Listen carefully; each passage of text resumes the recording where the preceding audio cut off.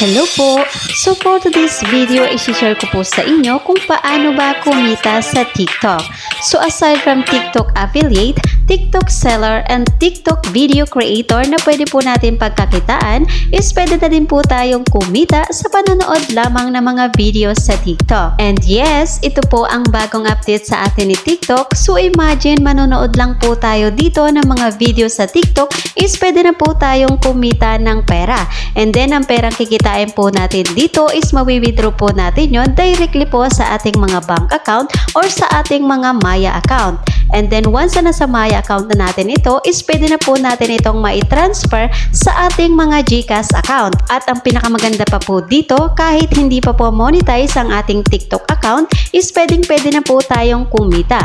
And take note po, is wala po tayong ilalabas na puhunan dito, bukod nga po sa load or wifi na ating gagamitin. So ano pang hinihintay